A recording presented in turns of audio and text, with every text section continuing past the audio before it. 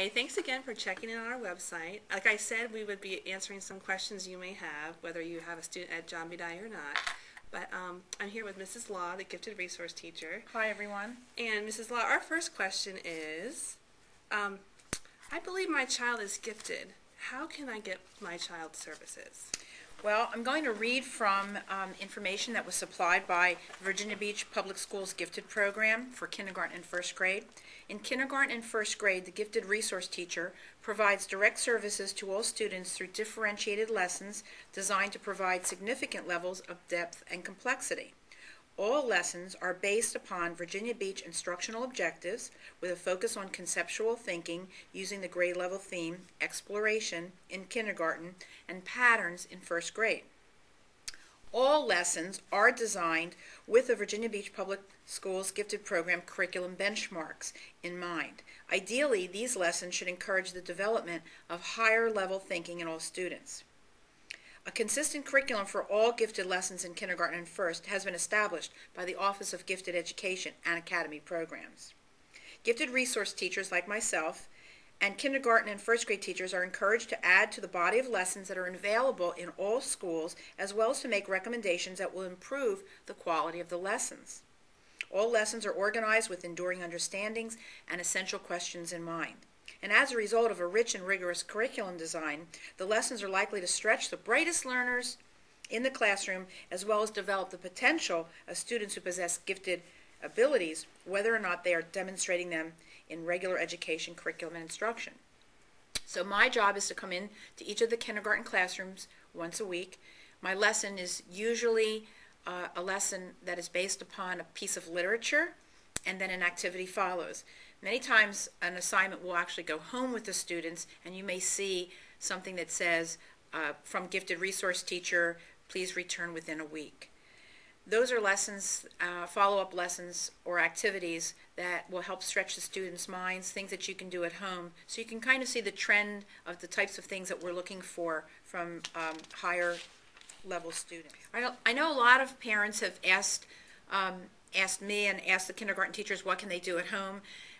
We can't really make our children gifted, but we can develop gifted characteristics by working with them on certain levels. So while the primary mode of delivery of services in kindergarten and first grade from the gifted resource teacher are our resource lessons, there are some options that are also viable ways of developing gifted potential and for gathering information for use in the screening process. So you may want to know about these. We have collaborative planning with the gifted resource teacher to develop differentiated lessons, so I work with all the kindergarten teachers. We differentiate by readiness, where we tier the assignments. Maybe if there's an activity, the activity is tiered so that students that can handle the challenge will be doing something more challenging. They may even be sitting next to a student doing something that's where the objective is the same, but the activity is more challenging.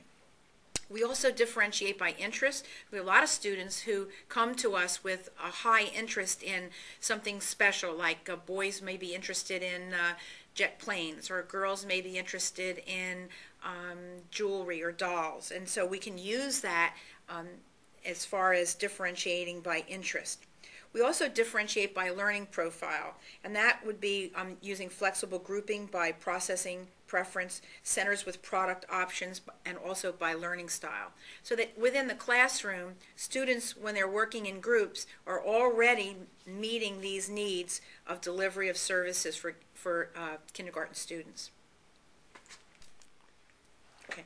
Well, kindergarten students are not formally identified for the gifted program as kindergartners. They are as first graders. What happens at the end of first grade is that there's two parts.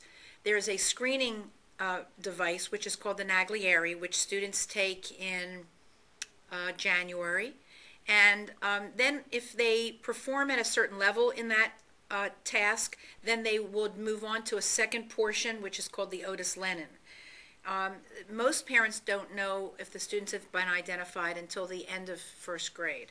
Many students are put on hold, which means that we need more information on the students, so they would enter second grade with a hold status, and teachers then look at, and gifted resource teachers look at other pieces of their of the curriculum work activities that they're doing, and use that at the end of second grade to make a determination as to whether they'd be in a gifted program.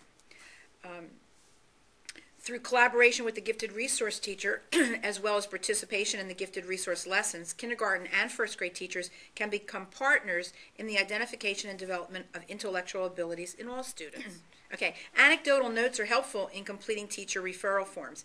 One of the things that I do during each lesson is, while I'm doing the lesson, the kindergarten teacher is actually filling in anecdotal records on the student. I kind of give her a sign as to something that a child has said, or something they've written, or something that they've noticed, and we place that information in different categories: critical thinking, creative thinking, metacognition, if they're thinking about their thinking.